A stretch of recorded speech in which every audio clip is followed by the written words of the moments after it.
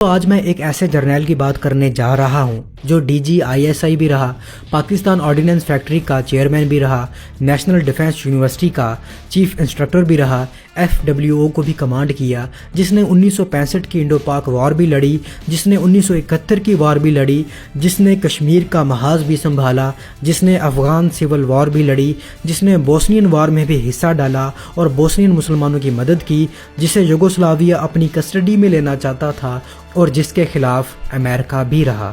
یہ وہ بہادر سپوت ہے جو اتنا کچھ کرنے کے بعد آج بھی کسی دوسرے ملک میں کچھ جرنیلز کی طرح اپنی ریٹائرمنٹ انجوائے نہیں کر رہا، بلکہ یہ جنرل آج دعوت و تبلیغ کا کام کر رہا ہے۔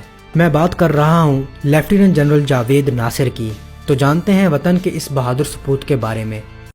جنرل جاوید ناصر 1936 میں لاہور میں پیدا ہوئے، لیکن یہ کشمیری نژاد ہیں۔ انٹرمیڈیٹ گورنمنٹ کالج لاہور سے کرنے کے بعد انہوں نے 1953 کو پاک آرمی جوائن کرنے کا فیصلہ کیا۔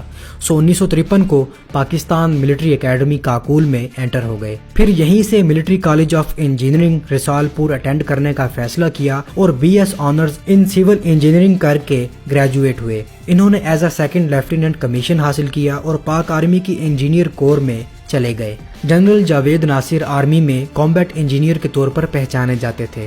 گائز، کامبیٹ انجینئرنگ یا کامبیٹ انجینئر وہ ہوتا ہے جو میدان جنگ میں ملٹری انجینئرنگ، مائننگ، کنسٹرکشن اور ڈیمولیشن کے ٹاسک پورے کرتا ہے۔ کامبیٹ انجینئر کا گول ہوتا ہے کہ آرمی کی موومنٹ کو فیسیلیٹیٹ کرنا، آرمی کو سپورٹ کرنا، آرمی کے لیے فائٹنگ پوزیشن بنانا جیسا کہ فورٹیفیکیشنز، لاجسٹکس اور روڈز وغیرہ۔ اس کے علاوہ مائن فیلڈ کلیئر کرنا، برج بنانا، obstacles, trenches, land mines, tank traps اور کسی فائٹنگ وہیکل کے خراب ہونے پر اسے صحیح کرنا، یہ سب کامبیٹ انجینئر کے انڈر آتا ہے۔